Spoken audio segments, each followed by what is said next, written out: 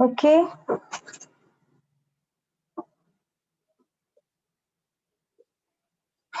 Good morning, good afternoon. Good afternoon, everyone. Good afternoon, everyone. Good afternoon, ma'am. बाकीचे झोपले का काय? Good afternoon, ma'am.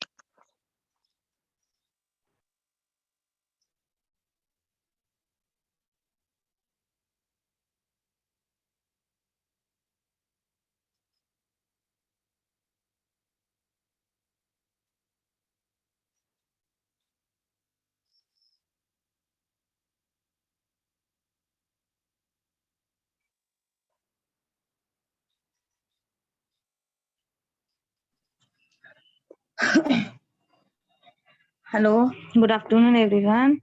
So, good afternoon, ma'am. Okay.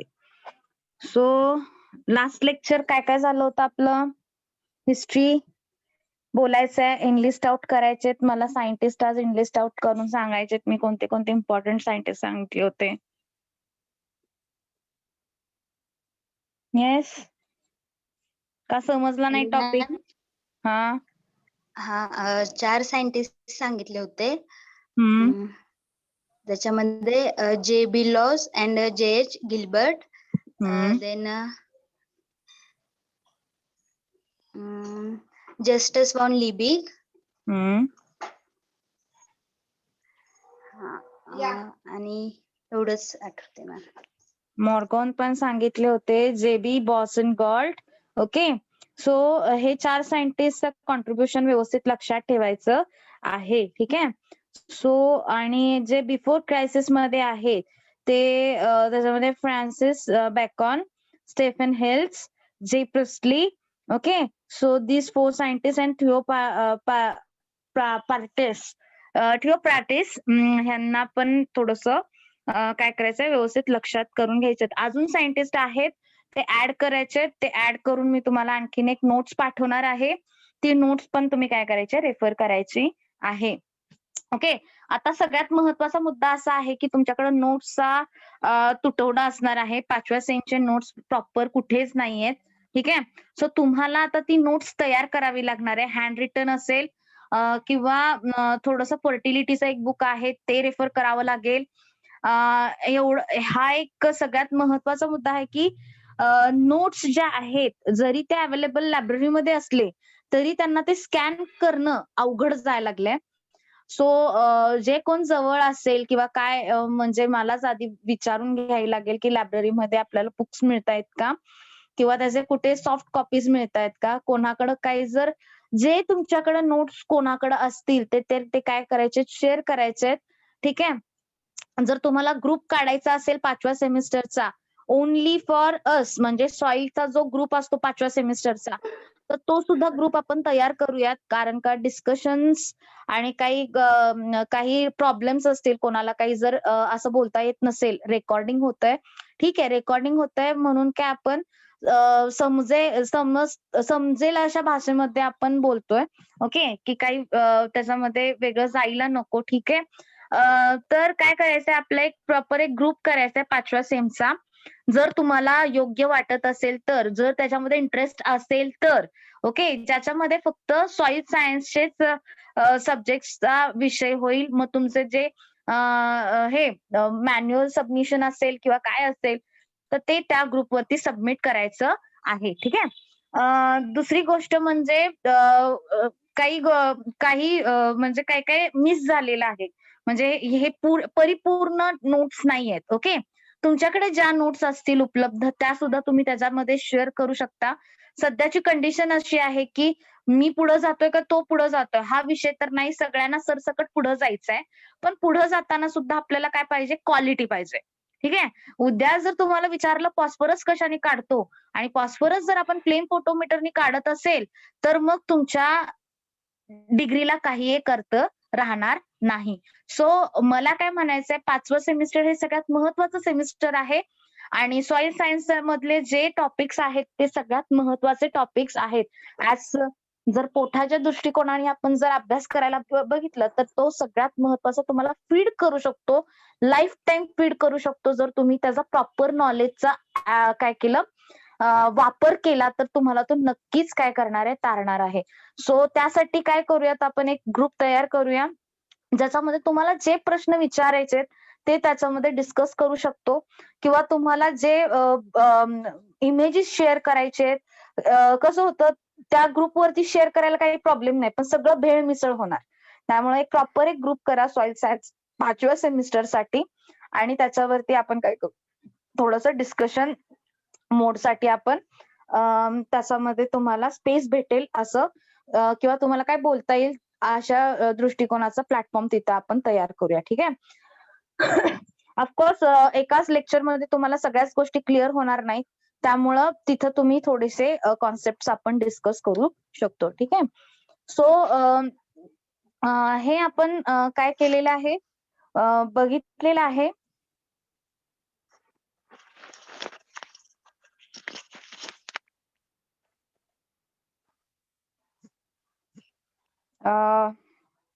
हे आपण scientist 4 बघितलेले आहेत.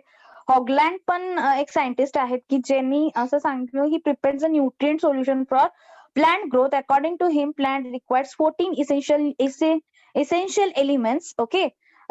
He is also one of them, but हॉगलँड पेक्षाही अजून एक महत्वाचा सायंटिस्ट आहे जो की काय केलेला आहे, त्यांनी एसेन्शियल न्यूट्रिएंट आणि फंक्शनल न्यूट्रिएंटचा काय केलंय, डिस्टिंग्विश केलेला आहे. आणि ते फंक्शनल एलिमेंट्स किंवा फंक्शनल असतील किंवा एसेन्शियल असतील किंवा बेनिफिशियल असतील, यांना काय केलेलं आहे, सेपरेट आउट केलेलं आहे. तर ते काही बुक्सचे फोटोग्राफ्स आहेत, तर ते मी त्या ग्रुपवरती काय करेन, शेअर करेन. सो लवकरात लवकर तो ग्रुप प्रिपेअर करा, तयार करा, जेणेकरून मला काही गोष्टी आहेत की त्या ते बुक मला अक्कच्या अक्क टाकता येणार नाही. त्यामुळे त्याच्यामधले जे मला इम्पॉर्टंट वाटतं तेवढंच मी त्याच्यामध्ये फोटोग्राफ्स काढून टाकणार आहे. ठीक आहे. So let's start with the next lecture, that is soil as a source of plant nutrient, then essential and beneficial nutrient and the roles, criteria of essentiality, forms of nutrient in soil. आतापर्यंत हा किती वेळा तुम्हाला topic झाला असेल. ऍग्रोनॉमी मध्ये सुद्धा तुम्हाला टॉपिक झालेला आहे, झालाय की नाही? हॅलो, ऍग्रोनॉमी मध्ये सुद्धा तुम्हाला काय झालेलं आहे, हा टॉपिक झालेला आहे. तर त्याच्यामध्ये काय दिलेलं आहे, the roles and the criteria of essentiality. आता सगळ्यात महत्वाचं, सगळ्यात आपण पहिले सुरुवात करूया. Soil is a source of plant nutrient. Is this sentence is correct? Is this sentence is true? अरे बेसिक विचारतेय बाळांनो. Is this sentence is true? Yes. Why it is so? जसं की soil, define soil. What is mean by soil? डिस्कशननी चालू द्या. तुम्ही तुमच्या ओन Soil लँग्वेज पण सांगू शकताय. ओके. हा. is a dynamic natural body. It's a dynamic natural body. आणखीन काय काय आहे? It's a dynamic. What is mean bye dynamic?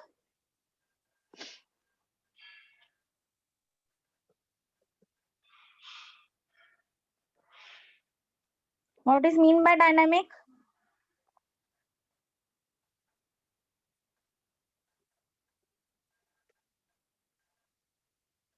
What is mean by dynamic? Means constant change.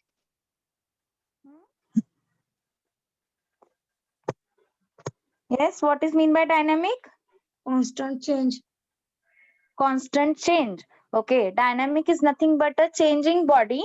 आणि डायनामिक आहे म्हणजेच काय, त्याच्यामध्ये कोणत्या प्रॉपर्टी चेंज होतात सॉइल मध्ये?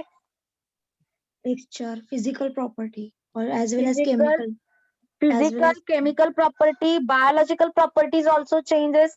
म्हणजेच काय, जसं क्लायमेट आहे, जसं व्हेजिटेशन आहे, त्यांना अनुसरून काय होत असतात, हे फिजिकल, केमिकल आणि बायोलॉजिकल जे प्रॉपर्टीज आहेत सॉइलच्या, त्या चेंज होत असतात, जडणघडण होत असते, वेदरिंग होत असतं आणि त्याच्यामुळे जे घटक त्याच्यातले आहेत त्यांचं विघटीकरण होऊन त्याच्यामध्ये जे चेंजेस होतात त्याला आपण काय म्हणतो, सॉइल म्हणतो. आणि जेव्हा फिजिकल अँड केमिकल चेंजेस त्याच्यामध्ये होतात त्यावेळेस तुम्हाला त्याच्यामध्ये जे मिनरल मॅटर असेल किंवा ऑर्गॅनिक मॅटर असेल किंवा 25% एअर अँड वॉटर असतील, हे 4 कंपोनंट्सचे काय होतात त्याच्यामध्ये बॅलन्सिंग होण्यासाठी चेंजेस होत असतात. आणि of course soil is a source of nutrient. तर it's a true fact because soil is a soil having an it also contains an organic matter. Okay, it also contains a mineral matter. Okay, so both these components work out together for feeding for microbes as well as vegetation or vegetation which are living in a soil. Okay, म्हणजेच काय, जे mineral component आहे 45% आणि जे 5% organic matter आहे, दोघेही एकत्रित काम करत असतात, जेणेकरून त्याच्यामध्ये जे घटक आहेत ते काय होतील व्यवस्थितरित्या झाडांना आणि जे मायक्रोब्स आहेत, छोटे जे अॅनिमालियस जे फॅमिलीज मधले जे हे आहेत, ते योग्यरित्या त्यांचं लाईफ सायकल कंप्लीट करण्यासाठी ते सोर्स म्हणून काय करत असतात, कार्य करत असतात.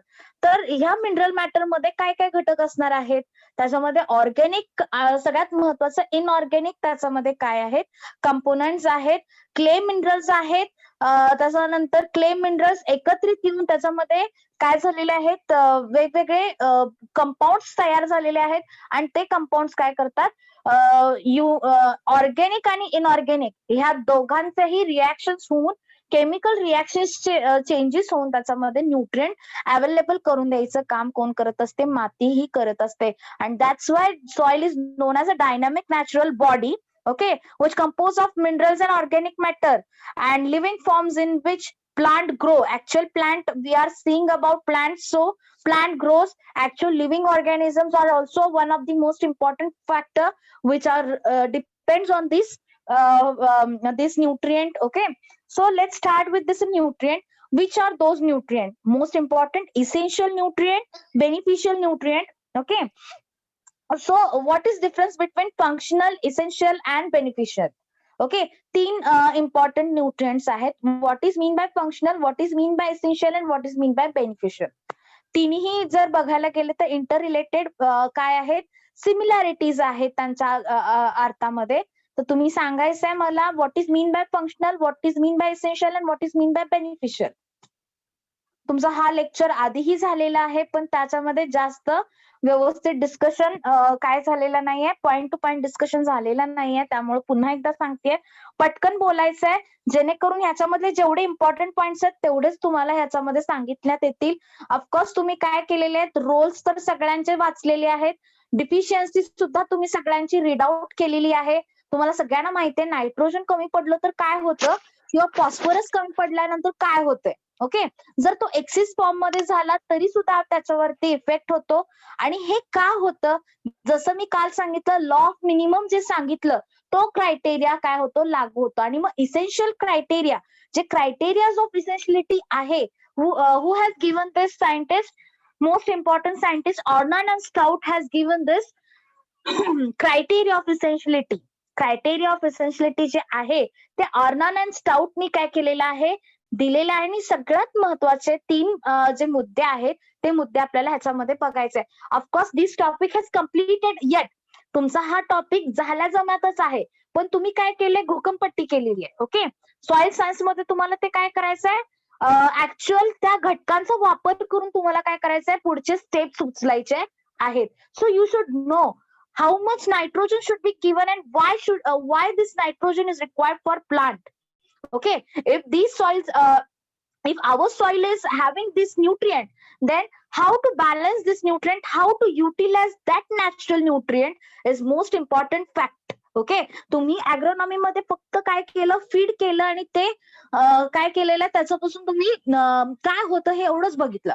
पण ऍक्च्युअल काय होतं, म्हणून आपल्याला त्याच्यामध्ये काय करायला पाहिजे आणि ते कसं युटिलाइज करता येईल हे तुम्हाला सॉइल सायन्स सांगणार आहे. हा डिफरन्स आहे, त्यामुळे थोडंसं इंटरेस्टिंग पार्ट आहे. सो तुम्ही जितकं इन्व्हॉल्व्ह व्हाल तेवढंच तुम्हाला ते समजणार आहे. आणि थोडंसं इंटरेस्टिंगली घेऊया जेणेकरून ते तुम्हाला लक्षात राहील. ठीक आहे. Tell me what is mean by function. What is mean by functional. फंक्शनलचा अर्थ काय बोलायचं आहे.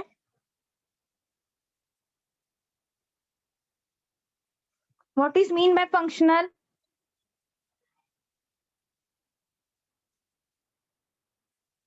Yes, what is mean by functional, what is mean by essential, and what is mean by beneficial.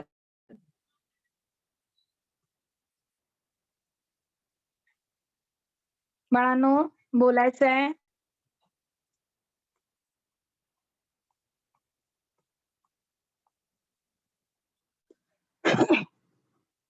बोलायचं आहे बाळांनो. Vaishnavi Darade, Shivam 97 roll number.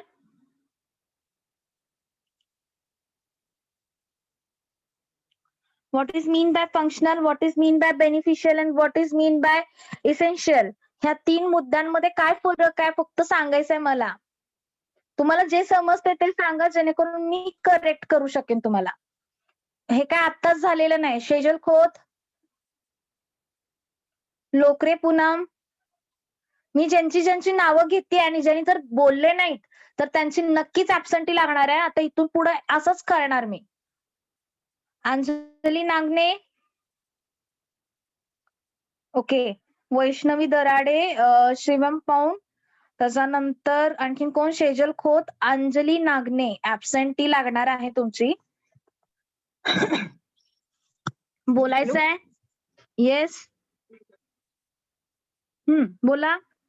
Shejal Khot, what is mean by functional. जे येतंय ते सांगा.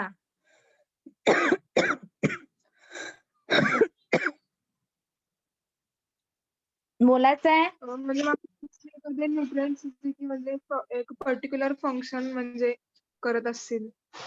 त्याला आपण फंक्शनल म्हणतो. पर्टिक्युलर फंक्शन म्हणजेच काय की ज्याच्यामध्ये metabolic activities, for example ATP is going to be set with this ATPs, adenosine triphosphate. Okay. मग ट्रायफॉस्फेट म्हटल्यानंतर त्याच्यामध्ये फॉस्फरसचा मॉलिक्यूल लागणार आहे. Okay. So phosphorus is going to be set a energy. Okay. This particular function is going to be done by particular element. आता essential criteria मध्ये त्याचं utilisation कसं झालंय बघा. फंक्शनल, इसेन्शियल आणि बेनिफिशियल या 3 शब्दांचं काय झालेलं आहे बघा. त्यांचं युटिलायझेशन इसेन्शियली क्रायटेरिया ऑफ इसेन्शियलिटी मध्ये कसा युज झालाय ते बघायचंय बरं का. आता काय सांगितलं जसं की फंक्शन म्हणजेच काय, फॉस्फरसचा रोल नायट्रोजन करू शकणार आहे का, नाही. तर त्याच्यासाठी फॉस्फरसच लागणार आहे. ओके. हा एक सगळ्यात महत्वाचा मुद्दा. ठीक आहे. त्याच्यानंतर त्याला आपण काय म्हणतो, फंक्शनल न्यूट्रिएंट. ओके. त्याच्यानंतर इसेन्शियल न्यूट्रिएंट म्हणजे काय, what is mean by essential. Nikhil Chaudhari, इसेन्शियलचा अर्थ काय निखिल चौधरी? Yes ma'am. सांगा बरं इस- इसेन्शियल म्हणजे काय?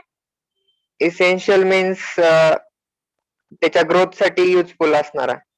बरं तुला आता सुद्धा Compulsory. भरपूर वेळा शब्द गेलेला इसेन्शियल. अत्यावश्यक कंपल्सरी. अत्यावश्यक सेवाच फक्त चालू राहतील, बरोबर का नाही? म्हणजेच काय, जे सगळ्यात महत्वाचं आहे तेच सगळ्यात काय असणार आहे, त्याच्यामध्ये जास्त प्रमाणात लागणार आहे. फॉर एक्झाम्पल, आता मला सांगा, नायट्रोजन, कार्बन, हायड्रोजन आणि ऑक्सिजन याच्याशिवाय तर त्यांचं काय होणार नाही, जडणघडण होणार नाही, किंवा जी बॉडी बिल्ड होणार आहे त्याच्यासाठी हा जो बेस आहे तो कंपल्सरी त्याच्यामध्ये लागणार आहे. ओके, मग त्याच्यामध्ये CHO हा तर आला, पण CHO ला बरोबरीनं काय लागणार आहे, NPK लागणार आहे, बरोबर? मग ते झाले काय, इसेन्शियल न्यूट्रिएंट. ओके, म्हणजेच काय, प्रत्येक मेटाबॉलिक ऍक्टिव्हिटीज साठी हे 4 घटक, हे जे 6 घटक आहेत ते कंपल्सरी लागणार आहेत. त्याला आपण काय म्हणतो, इसेन्शियल. म्हणजेच काय, अत्यावश्यक. जर हे ऍब्सेंट झाले किंवा हे जर ऍब्सेंट राहिले तर ते एकतर ते काय होणार नाहीये, जगणार नाहीये. ओके, का तर त्याला ते फुलफिल करता येत नाहीये, त्याच्या बॉडीला जे लागणार आहे ते फुलफिल करता येत नाही. आपण दररोज जेवतो, तुम्ही विदाऊट जेवणाशी आणि विदाऊट पाण्याशी किती दिवस राहू शकता? विदाऊट पाण्याचं किती दिवस राहू शकता आणि विदाऊट जेवणाचं किती दिवस राहू शकता? हे एक ऍज अ जनरल नॉलेज आहे बरं का. सांगा बरं, आपण किती दिवस राहू शकतो विदाऊट पाणी आणि विदाऊट जेवण खावणाच्या ह्याच्यात? मजाक मध्ये बोलायला गेला तर आपण 15-20 मिनिटं सुद्धा राहू शकतो. सारखं आता तर लॉकडाऊन आहे, लॉकडाऊन पिरियड मध्ये तर सारखंच आपण चरत असतो. पण मला एक सांगा, पाण्याशिवाय आपण किती दिवस राहू शकतो ऍज अ ह्युमन बिंग? प्रत्येकाची जी जडणघडण आहे माणसाची, प्राण्यांची, ती वेगवेगळी आहेत. काही प्राणी 2-2, 3-3 दिवस पाणी पित नाहीत, पण त्यांचे जे डायजेस्टिव्ह सिस्टीम जी बनलेली आहे ती पूर्णपणे वेगळी आहे, बरोबर? म्हस रवंत करते, गाय रवंत करते का? नाही करत. का तर ती स्टोअर करते.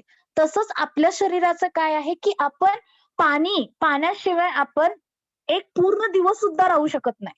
पण जेवणाशिवाय आपण 1 ते 1.5 दिवस, म्हणजे हार्डली 2 दिवस माणूस काय करू शकतो, राहू शकतो. पण त्याला जर पाणी आणि योग्य प्रोटीन जर व्यवस्थित दिले तर तो काय करू शकतो, 4 दिवसापेक्षा काय करू शकतो, तो राहू शकतो.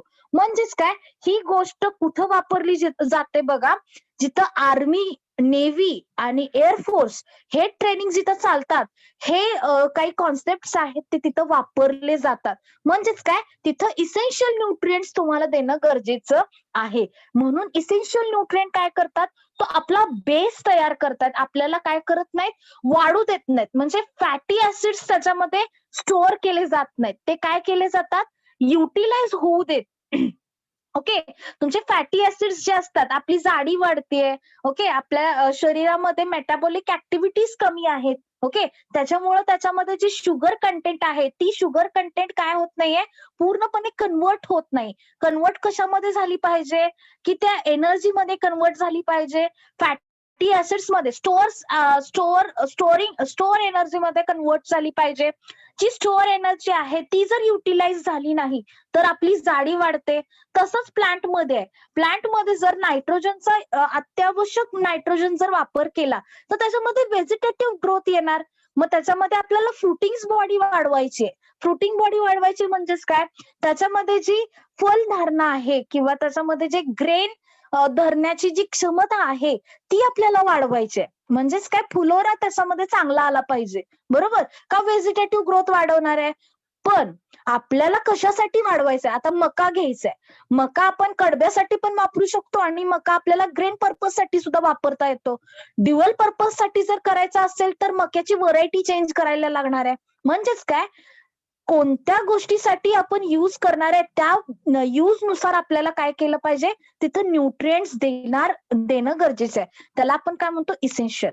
आता बेनिफिशियल न्यूट्रिएंट्सचा अर्थ काय बघा, काही लाईफ सायकल मध्ये जसं विटॅमिन्स, ओके, विटॅमिन्स अतिशय पण गरजेचे नाहीत आणि अगदी कमी झालेलं सुद्धा गरजेचं नाही.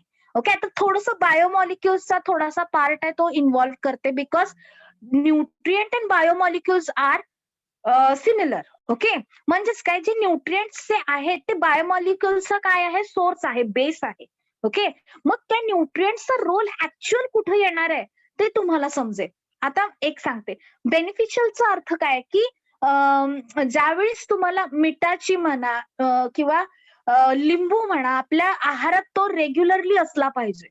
मग तो का असला पाहिजे, कारण का त्याच्यामध्ये ती पचनशक्ती करण्याची म्हणा किंवा जे मीठ हे कशासाठी महत्वाचं आहे की आपल्या शरीरामध्ये जे थायरॉइड बॅलन्स करायचं आहे, म्हणजेच काय, जे हॉर्मोन्स बॅलन्स करायचं आहे त्याच्यासाठी जे विटॅमिन्स तयार करावे लागतात त्याच्यासाठी सॉल्ट कंटेंट हा असणं अतिशय गरजेचं आहे. म्हणजेच काय, आपल्यातले जे हॉर्मोन्स आहेत ते रेग्युलॅरिटी त्याच्यातली जी बॅलन्स करायची असते त्यासाठी काय लागतात, आरबीसीज, डब्ल्यूबीसीज त्यांना व्यवस्थित मेंटेन करावं लागतं. आणि त्याच्यासाठी पिच्युटरी ग्लँड जी आहे, पिच्युटरी ग्लँड कुठं असते बाळांनो, घशात असते की मेंदूत असतो का गुडघ्यात असतो, सांगा बरं.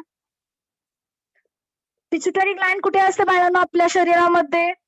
आता मी आपलं शरीर ब्रेन मध्ये असते, बरोबर.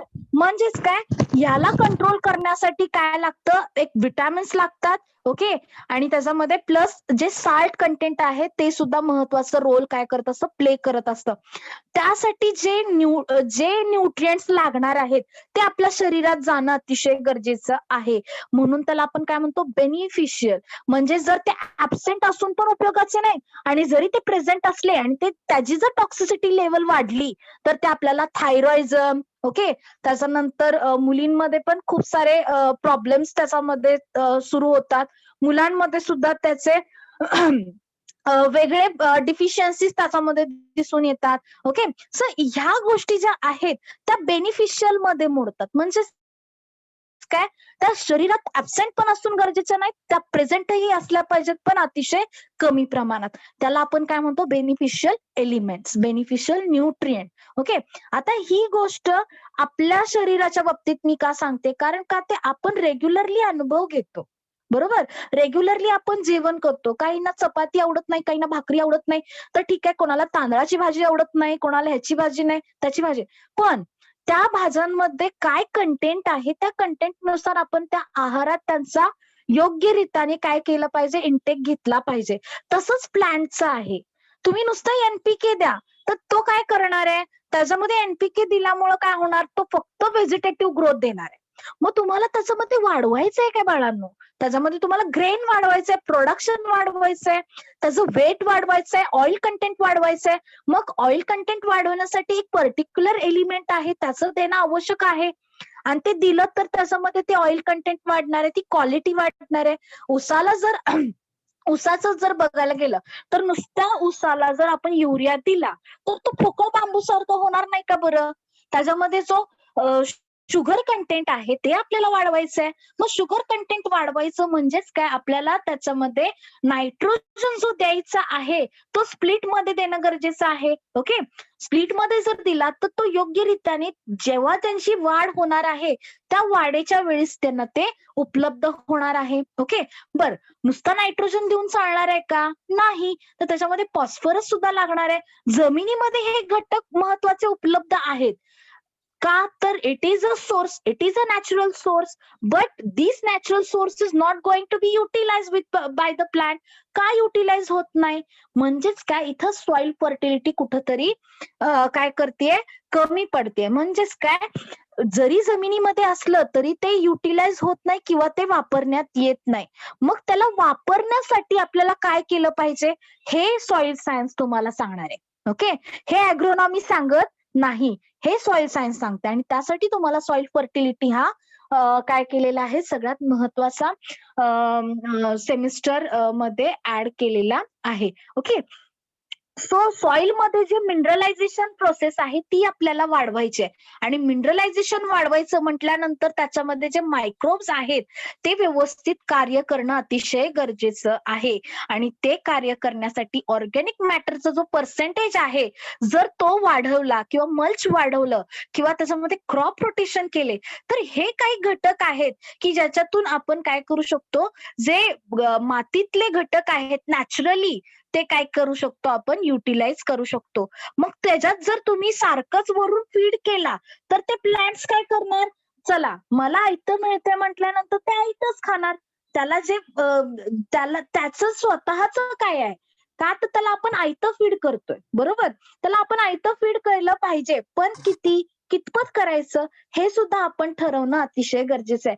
त्यामध्ये मातीची सुद्धा पोत वाढत नाही आणि प्रोडक्टिव्हिटी तुम्हाला आत्तापुरतं मिळते, पण तुम्ही कालांतराचा विचार जर केला तर मातीची फर्टिलिटी किंवा ती सुपीकता काय होणार नाही, टिकून राहणार नाही. इथं भाग येतो कन्झर्वेशनचा. इथं भाग येतो कशाचा, कन्झर्वेशनचा. का तर माती उपजाऊ होऊ नये म्हणून आता तुम्हाला काय करायचंय, बॅलन्स फर्टिलायझर जितका वापरता येईल तितका तिथं तुम्हाला बॅलन्स फर्टिलायझरचा वापर करणं अतिशय गरजेचं आहे. त्यामुळे तुम्हाला पहिला माहिती असणं गरजेचं आहे की फंक्शनल न्यूट्रिएंट म्हणजे काय, इसेन्शियल न्यूट्रिएंट म्हणजे काय आणि बेनिफिशियल न्यूट्रिएंट म्हणजे काय. ठीक आहे. आता बेनिफिशियल न्यूट्रिएंट्स कोणते कोणते बघा बरं. बेनिफिशियल न्यूट्रिएंट्स कोणते कोणते आहेत, कोणते कोणते बेनिफिशियल न्यूट्रिएंट आहेत. Namrata 55 roll number. Yes ma'am. सांगा बेनिफिशियल न्यूट्रिएंट कोणते कोणते आहेत. Silicon, sodium, aluminium, cobalt, selenium and vanadium. तर याच्यामध्ये जास्त कुठला असतो मातीमध्ये, सोडियम. बरोबर.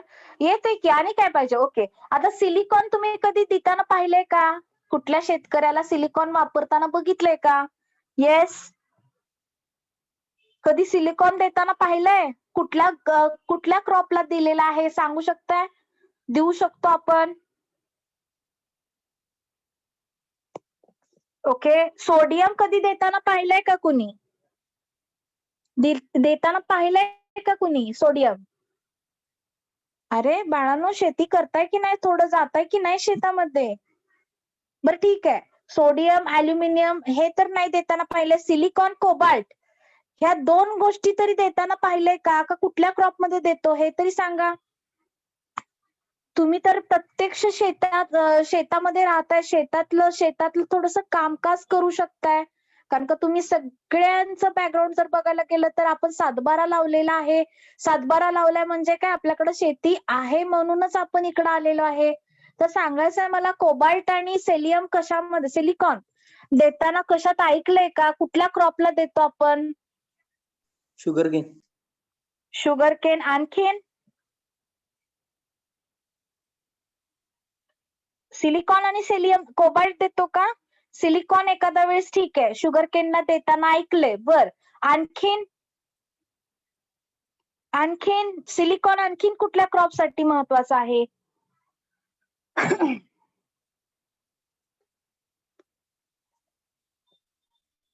सिलिकॉनचा रोल त्यासाठी आपल्याला माहिती असणं गरजेचं आहे. ऍक्च्युली जर सिलिकॉन बघायला गेलं तर त्याच्यामध्ये जे नायट्रिफाईंग बॅक्टेरियाज आहेत त्या नायट्रिफाईंग बॅक्टेरियाचा वाढ करून देण्यासाठी सिलिकॉनचा अति आवश्यक उपयोग आहे.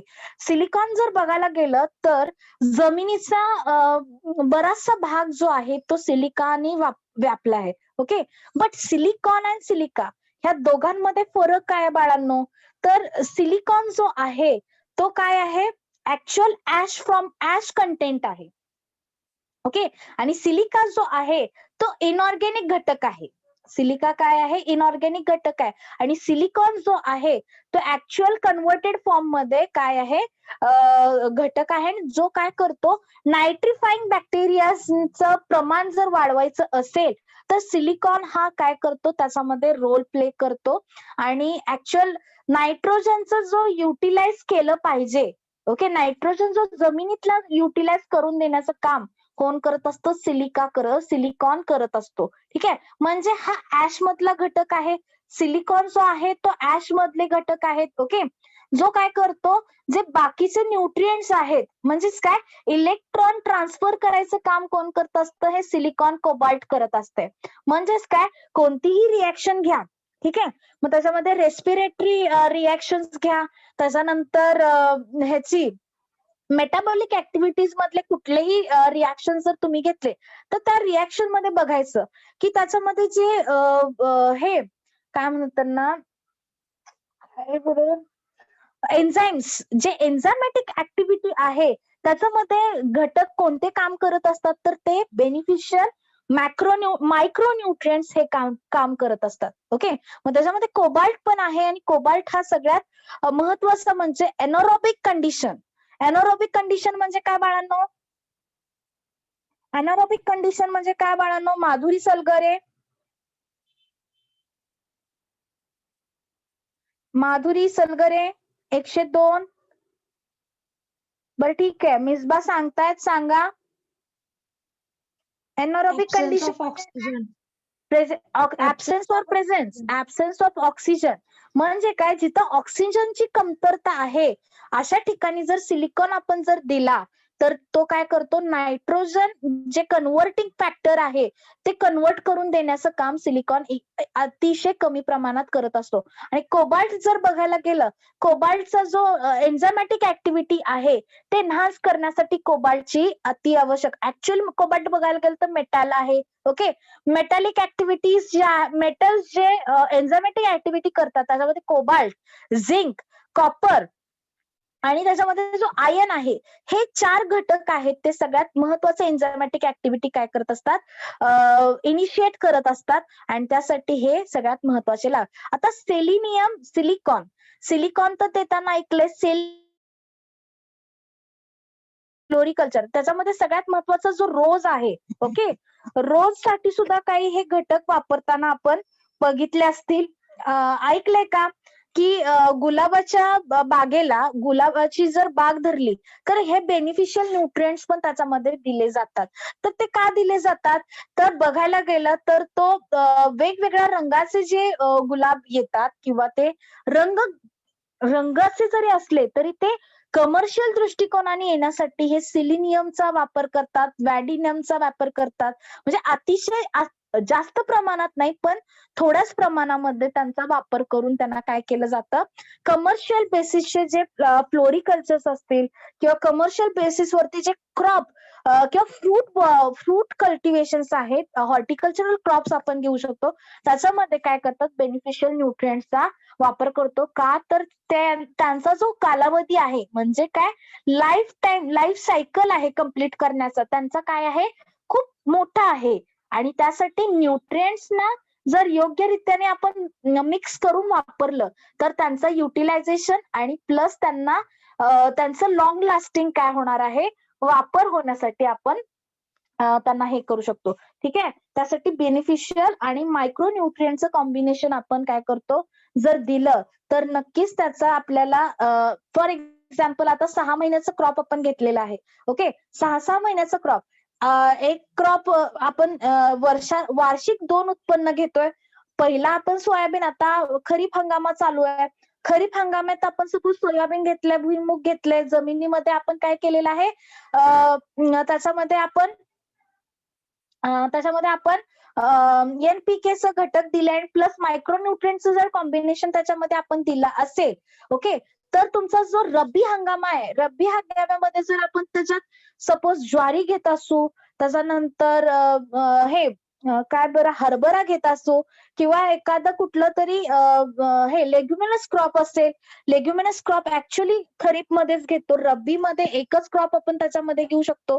जर त्याच्यामध्ये ढांचा वगैरे जर आपण ह्याच्यात काही घेत असू की त्याला जास्त काय लागत नाही, न्यूट्रिएंट्स लागत नाहीत, त्याच्यामध्ये वीट पण आलं, ओके, गहू सुद्धा आले, तर ह्या गोष्टींसाठी तुम्हाला काय करू शकता, तुम्ही ते बॅलन्स करू शकता. म्हणजेच काय, 6 महिन्यात म्हणजे वर्षाला तुम्ही एकदाच जर त्याला खत दिलं तर ते पूर्ण वर्षाला युटिलाइज करण्याचं काम कोण करू शकतात? हे मायक्रोन्यूट्रिएंट्स आणि हे जे बेनिफिशियल न्यूट्रिएंट आहे ते करू शकतात. कारण का?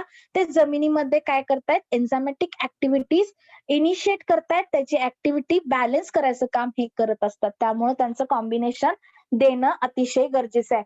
आता फॉलियर ऍप्लिकेशन आणि सॉइल ऍप्लिकेशन ह्या दोन गोष्टींमध्ये काय महत्वाचं ठरणार आहे? ओके, आता मायक्रोन्यूट्रिएंट्स जसं मी रोल सांगितलं. ओके, मायक्रोन्यूट्रिएंट्स कोणते कोणते आहेत बरं? मायक्रोन्यूट्रिएंट्स कोणते कोणते आहेत? 112 112 मायक्रोन्यूट्रिएंट्स कोणते कोणते आहेत? बोला. हॅलो. हा, बोला. ए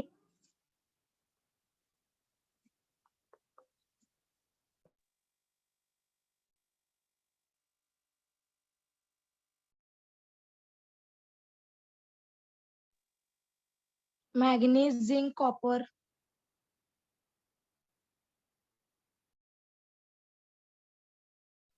झिंक, कॉपर, आणखीन मोलाब्डेनम. मोलाब्डेनम, आणखीन काय? Chlorine. क्लोरीन. क्लोरीन काय आहे? बेनिफिशियल आहे की मायक्रोन्यूट्रिएंट आहे? Micronutrient. क्लोरीन.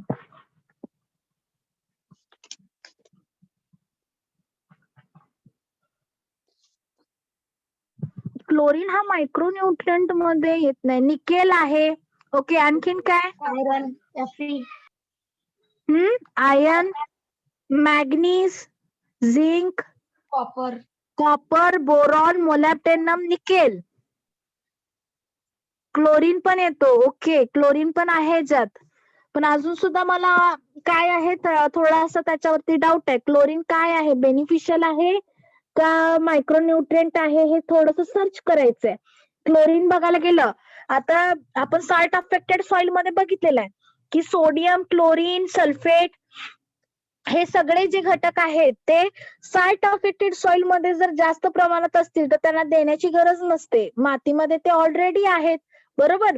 पण ते कोणाबरोबर रिॲक्ट होतात तसे ते काय होतात? ऍक्टिव्हिटीज करत असतात, बरोबर.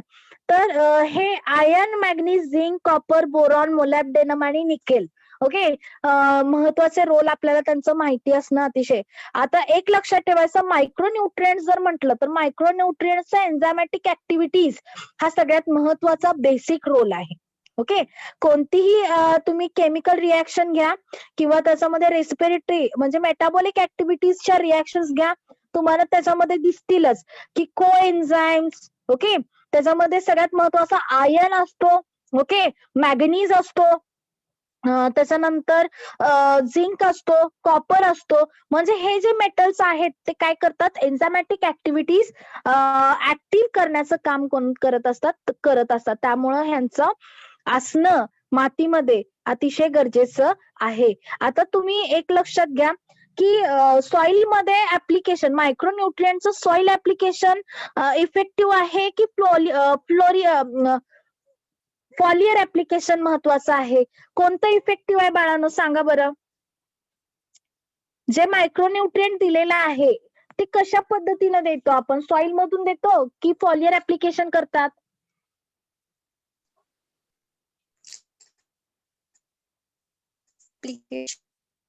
मनीषा 37 रोल नंबर, ऐकू नाही आलं बाळा. फॉलियर ऍप्लिकेशन करतात मॅम. कधी करतात बरं? कोणत्या स्टेजला करतात सांगा बरं. म्हणजे जेव्हा मुळं धरतात तेव्हा करतो का फुलोरा धरतो तेव्हा करतो का जेव्हा फ्रुटिंग्स बॉडी येतात तेव्हा करतो? मॅम तिन्ही वेळी करता येते मॅम स्टेज. हो, पण आपल्याला काय करायचंय, योग्य रीत्याने आपल्याला बॅलन्स करायचंय. मग तुम्हाला इफेक्टिव्ह स्टेजलाच देणं गरजेचं आहे ना. आता फॉलियर ऍप्लिकेशन करताय म्हणजेच काय, तुमचं मोटो काय आहे की त्याच्यामध्ये व्हेजिटेटिव्ह जे पार्ट आहेत ते त्यांना ऍक्टिव्ह करायचे, बरोबर. मग त्याच्यामध्ये पान जे आहे ते पिवळसर पडायला लागले, बरोबर. मग ते पिवळसर पडतंय म्हणजे काय, त्याच्यामध्ये नायट्रोजनची कमतरता आहे, पण त्याच्यामध्ये मायक्रोन्यूट्रिएंटची पण कमतरता असू शकते. मग ती कमतरता कशी ओळखायची, तर ते आपल्याला माहिती असणं गरजेचं आहे. आणि फॉलियर ऍप्लिकेशन हे मुळातच आपण कशासाठी करतो, की जो फ्लोरा आहे, ओके, तो धरून राहण्यासाठी किंवा त्याला ते फ्रूट सेट करण्यासाठी आपण काय करतो, फॉलियर ऍप्लिकेशन घेत असतो. आणि फॉलियर ऍप्लिकेशन आपण कधी घेतो, जेव्हा व्हेजिटेटिव्ह ग्रोथ पूर्ण झाली असेल, ओके, आणि प्लस त्याच्यामध्ये फ्रुटिंग बॉडी सेट होत असेल. ह्या दोन स्टेजेसच्या मध्ये आपण काय करतो, फॉलियर ऍप्लिकेशन घेऊ शकतो आणि ती इफेक्टिव्ह राहणार आहे. कारण का, त्याच्यामध्ये जे मेटाबॉलिक स्टेज असणार आहे, म्हणजे वाढीची जी स्टेज असणार आहे ती अतिशय झपाट्याची असते आणि त्यामुळे आपण ज्यावेळेस ते फॉलियर देऊ त्यावेळेस ते इफेक्टिव्ह राहणार. पण माझ्या मते, ऍज अ सॉइल सायंटिस्ट, माझं मत असं आहे की जर तुम्ही सॉइल मधून जर ते घटक दिले, ओके, मायक्रोन्यूट्रिएंट्सचं ऍप्लिकेशन आपण सॉइलने जर दिलं, तर ते काय केलं जातं, मुळातच ते मुळातून ओढलं सोसलं जातं आणि त्याच्यामध्ये सिस्टमॅटिकली काय केलं जातं, सगळीकडं पसरलं जातं. आणि मला असं म्हणायचंय, जिथून खाल्लं जातं तिथूनच ते योग्य रीतीने काय केलं जातं, युटिलाइज करू शकतो. ठीक आहे. आता मला सांगा, आपण जेव्हा जेवण खातो, हाताने जेव्हा जेवण घेऊन खातो, ते इफेक्टिव्ह का सलाईनी जे जेवण जातं आपल्याला ते इफेक्टिव्ह आहे? बाळांनो, मला सांगा, सलाईन कधी लावतो, जेव्हा माणूस आजारी असेल, का तर त्याला स्वतःला ते काय करता येत नाहीये, अन्नाचं विघटीकरण करता येत नाहीये आणि अन्न ते काय करता येत नाही, पचवता येत नाहीये, बरोबर. आणि त्यावेळेस त्याची क्षमता, त्याच्या बॉडीची किंवा त्याच्या सेल्सची जी क्षमता आहे ती पूर्णपणे काय झालेली आहे, खालावलेली आहे. अशा वेळेस त्याला ते न्यूट्रिएंट काय करता येत नाही, युटिलाइज करता येत नाहीयेत. त्यावेळेस काय देतात, डॉक्टर आपल्याला सलाईन देतात किंवा ते जे काय म्हणतात त्याला, ते कसलं पाणी असतं, ते इलेक्ट्रोलाइट पाणी, ऐकलंय का, इलेक्ट्रोलाइट पाणी आहे, तर ते पाणी काय करतो आपण, पाणी तयार करून ते देतो. म्हणजे ते इलेक्ट्रोलाइट काय, डायरेक्ट इनऑर्गॅनिक फॉर्म मध्ये जे असतात ते डायरेक्ट आपल्याला दिले जातात शरीरातून.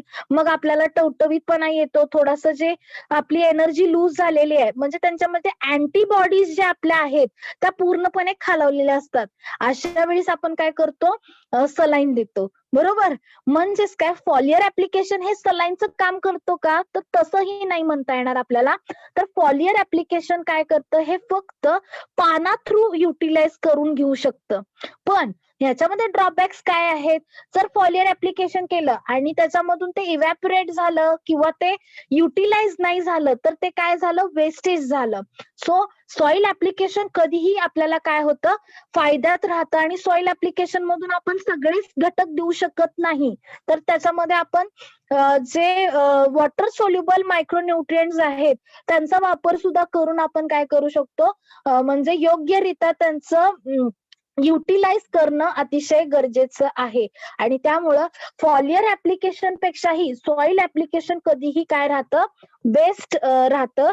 का तर ते व्यवस्थित युटिलाइज केलं जातं आणि मुळांपासून शोषून घेतलेलं अन्न कधीही काय होतं, प्लांटच्या ग्रोथला ते व्यवस्थितच असतं. ठीक आहे. म्हणजेच काय, फॉलियर ऍप्लिकेशन कधी करतो का, तर त्याच्यामध्ये जर कीटक लागले असतील, ओके, जे काय करतात, काही कीटकनाशके कसे आहेत, सिस्टमॅटिक आहेत. म्हणजेच काय, सिस्टमॅटिक आहेत किंवा कॉन्टॅक्ट मध्ये आल्यानंतर ते मरून जातात, बरोबर. जसं की मुंग्यांची पावडर फवारली, मुंगे लगेच तिथून गायब होतात, तसंच मायक्रोन्यूट्रिएंट्स आहे की ते कॉन्टॅक्ट मध्ये असेल, ते अतिशय युज केलं जातं की सिस्टमॅटिक, म्हणजे काय, ते शरीरातून भिनल्यानंतर जास्त युज केलं जातं. त्यामुळे सॉइल ऍप्लिकेशन हे कधीही आपल्याला काय करतं, व्यवस्थितरित्या रिझल्ट देत असतं. आणि मायक्रोन्यूट्रिएंट्स हे जितकं सॉइल मधून ऍप्लिकेशन करून देऊ तितकं महत्वाचं. आता सॉइल ऍप्लिकेशन जर केलं तर ते कधी केलं पाहिजे आणि केव्हा केलं पाहिजे हे फार महत्वाचा मुद्दा आहे. ओके, जसं एनपीके आपण हे स्प्लिट डोस मध्ये दिले तर ते आपल्याला लाभदायक आहेत की जसं सरसकट दिला तर ते उपयोगाचं आहे. जसं क्रॉप आहे तसं नियोजन करणं अतिशय गरजेचं आहे. आता मला सांगा कोणता क्रॉप हे स्प्लिट डोस मध्ये चांगलं रिस्पॉन्स देते आणि का? येस, स्प्लिट डोस कोणत्या क्रॉप मध्ये चांगलं रिस्पॉन्स देतो?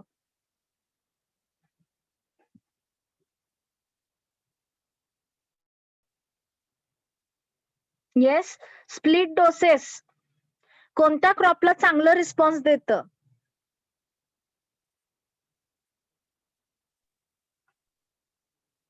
बोला Jaydeep. Sugarcane. Okay, sugarcane तुझं आवडतं क्रॉप दिसतंय बाळ. तुझ्या शेतामध्ये नक्कीच ऊस असणार आहे. बट ऊसापेक्षा ऊस तर महत्वाचा आहेच की ज्याला स्प्लिट डोस मध्ये देणं गरजेचं आहे.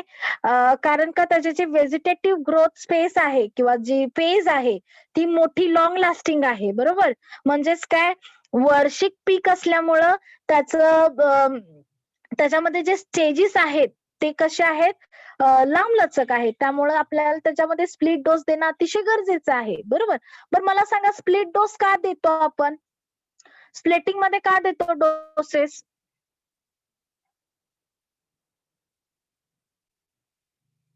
स्प्लिट मध्ये का देतो? पटकन, मला आता टॉपिकच्या एंड मध्ये यायचंय. स्प्लिट मध्ये का देतो? To avoid nutrient loss. To avoid nutrient loss. आणखीन?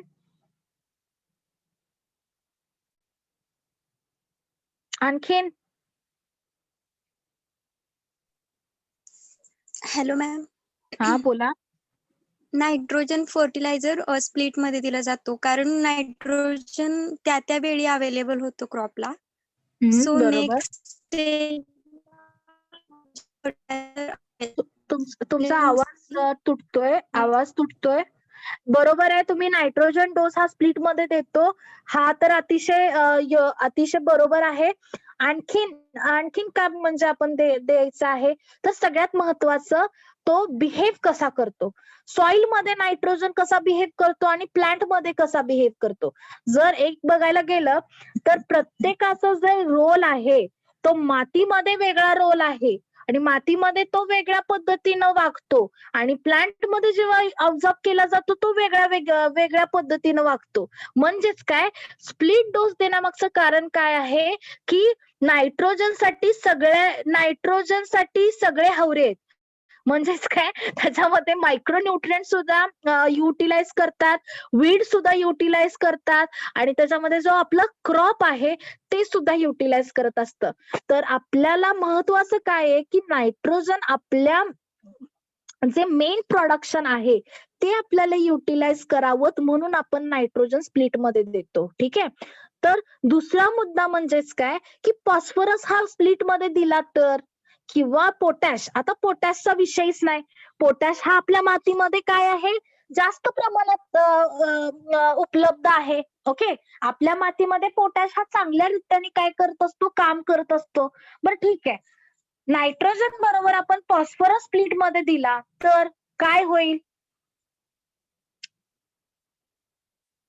येस, म्हणजेच काय, तुम्हाला जे रोल्स आहेत आणि जे डिफिशियन्सी आहे हे व्यवस्थित समजण्यासाठी मी हे प्रश्न विचारतेय तुम्हाला. ठीक आहे, फॉस्फरस जर स्प्लिट मध्ये दिला तर तो युटिलाइज होईल का, सांगा बरं. तर फॉस्फरसचा जर बिहेवियर जर बघायला गेला तर मातीमध्ये फॉस्फरस हा काय आहे, इझिली इमोबाईल आहे. म्हणजेच काय, फॉस्फरस हा इझिली अवेलेबल होत नाही, त्याला मिनरलायझेशन करायला खूप वेळ लागतो आणि त्याचे काय आहेत, फॉस्फरस हा मायक्रोन्यूट्रिएंट्सना पण लागतो आणि इतर घटकांना सुद्धा लागतो. पण फॉस्फरसला जास्त गिरायक नाही जेवढा नायट्रोजनला आहे. बरोबर, फॉस्फरसला जास्त गिराईक नाही पण तो सगळ्यात महत्वाचा रोल काय करत असतो, जे एनर्जी आहे ते तयार करण्यासाठी हा घटक महत्वाचा आहे. पण फॉस्फरस जर मातीमध्ये जर दिला, ठीक आहे, तर मातीमध्ये काय होतं, त्याचं मिनरलायझेशन होणं अतिशय गरजेचं आहे आणि त्याच्यामध्ये जे मायक्रोब्स आहेत, मग ते मायक्रोब्स काय आहेत, एनोरोबिक मायक्रोब्स, एरोबिक मायक्रोब्स काय आहेत, त्याच्यासाठी सगळ्यात महत्वाचं मिनरलायझेशन करण्यासाठी काम करत असतात. ओके, पण फॉस्फरसचा बिहेवियर जर बघायला गेलं तर तो पर्टिक्युलर पीएच मध्येच उपलब्ध होतो. ओके, म्हणजेच काय, जर आपण फॉस्फरस स्प्लिट मध्ये दिला तर तो काय करतो, सुरुवातीला काय आहे, क्लायमेट कसा आहे, हा फार महत्वाचा मुद्दा आहे. तर फॉस्फरस जर स्प्लिट मध्ये दिला तर नंतर पीएच तसंच राहणार आहे का, नाही. म्हणजेच काय, सुरुवातीला तो पीएच चांगला राहील, म्हणूनच तो काय केला जाईल, युटिलाइज केला जाईल. ओके, म्हणजेच काय, फॉस्फरसला जर पीएच असेल तरच तो मिनरलाइज होतो. ओके, ह्या मुद्द्यामुळे आपण काय करतो, फॉस्फरसला स्प्लिट केलेलं नाही. ओके, जर नायट्रोजन काय होतं की तो कुठल्याही पीएच ला काय होतो, अवेलेबल होतो. ओके, आणि पटकन अवेलेबल होतो, म्हणून आपण काय करतो, नायट्रोजनची स्प्लिटिंग मध्ये देतो.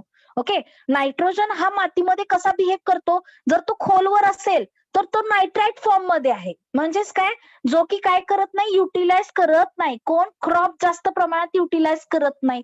ओके, क्रॉप युटिलाइज कोणत्या फॉर्म मध्ये करतो, NH4 आणि NO3 ह्या दोन फॉर्म्सला जास्ती करून युटिलाइज करतो, आणि NH4 जो आहे तो मायक्रोब्स जास्त युटिलाइज करतात. ओके, आपल्याला मायक्रोबियल ऍक्टिव्हिटीज पण काय करायची, वाढवायची आहे. ओके, मायक्रोबियल ऍक्टिव्हिटीज पण वाढवायची आणि प्लस प्लांटला पण उपलब्ध करून द्यायचंय. त्यामुळे आपण काय करतो, नायट्रोजन स्प्लिट मध्ये देतो as compare to other nutrient. Okay, as compare to other nutrient. Phosphorus जास्त प्रमाणात लागतो, कोणाला लागतो, प्लांटला लागतो, आणि त्याच्या वाढीच्या वेळेस तो लागत असतो. ओके, वाढीच्या वेळेस लागत असतो, तर त्याला आपण स्प्लिट मध्ये दिलं तरी त्याचा पीएच व्यवस्थित असणं गरजेचं आहे मातीचा. म्हणजेच काय, 5.5 ते 6.5 ह्या दरम्यान जर पीएच असेल मातीचा, तरच ते काय होतं, मिनरलायझेशन प्रोसेस होते आणि तो काय केला जातो, P2O5 या फॉर्म मध्ये ऍब्झॉर्ब केला जातो. ठीक आहे, मग त्याला हे कन्वर्ट करण्यासाठी मातीमधले जे घटक असतात, मायक्रोब्स असतात, ते महत्वाचा रोल प्ले करत असतात. आता मला एक सांगायचं आहे, आता जसं सांगितलं, मायक्रोन्यूट्रिएंट्स एन्झायमॅटिक ऍक्टिव्हिटीज वाढवतायत. ओके, मग तो कधी दिला पाहिजे, इनिशियल स्टेजला दिला पाहिजे का वाढीच्या स्टेजला दिला पाहिजे?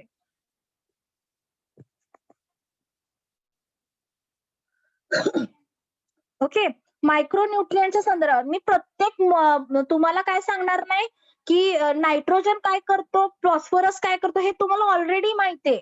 पण मी त्याचा महत्वाच्या रोल्स वरून तुम्हाला सांगते की हा कधी दिला पाहिजे. कारण का तुम्ही काय केलेलं आहे, त्याचे रोल्स तुम्ही वाचलेले आहेत सगळ्यांनी. नायट्रोजन कमी पडला तर तो पिवळा पडतो, हे सगळ्यांना माहितीये. झिंक जर कमी पडलं तर ते सुद्धा प्लांट बुटकं राहतं, त्याच्यामध्ये ते पानाची शिरा फक्त पिवळ्या होतात. परत ते पिवळा कसा पडतो, किंवा तुम्हाला जे हे सगळे रोल्स तुम्ही काय करू शकता, स्टडी करू शकता. पण जे इम्पॉर्टंट आहे तेवढंच आपण ह्या टॉपिक मध्ये डिस्कस करणार, आणि हे आपल्याला माहिती असणं गरजेचं आहे की बाबा झिंक हा कसा बिहेव करतो सॉइल मध्ये. ओके, किंवा कॉपर हा कसा बिहेव करतो. एक लक्षात घ्या, मेटल्स मधले झिंक, आयर्न आणि मॅग्नीज ह्या 3 गोष्टी जर कळाल्या तर तुम्हाला बाकीचे मायक्रोन्यूट्रिएंट कसे वर्क करतात हेही समजेल. पण सगळेच न्यूट्रिएंट, मायक्रोन्यूट्रिएंट काय करतात, आपल्याला द्यायचे असतात असं नाही. काही काही क्रॉप्सना फक्त मॅग्नीज लागतं, काही काही क्रॉप्सना फक्त आयर्न लागतो, काही काही क्रॉपला अतिशय महत्वाचा कॉपर लागत असतो. तर तो का लागतो, तर प्रत्येक क्रॉपचं जसं बिहेवियर आहे. आता फॉर एक्झाम्पल बोरॉन काय करतो, फ्रुटिंग बॉडी सेट करण्यासाठी सगळ्यात महत्वाचा रोल प्ले करतो, बरोबर. पण तो मातीमध्ये उपलब्ध आहे का, तर नाही. मातीमध्ये तो अतिशय कमी प्रमाणात उपलब्ध आहे. त्याला कन्वर्ट करण्यासाठी काय करतात, हे बाकीचे न्यूट्रिएंट NPK हे काय करत असतात, त्यांना कन्वर्ट करून मायक्रोबियल ऍक्टिव्हिटीज वाढवून त्यांचं कन्व्हर्जन करत असतात. आणि सगळ्यात महत्वाचा, हा उपलब्ध आहे, पण तो म्हणजे लिमिटेड झोन मध्ये उपलब्ध असतो आणि जो काय करता येत नाही, युटिलाइज करता येत नाही कोणाला, क्रॉपला.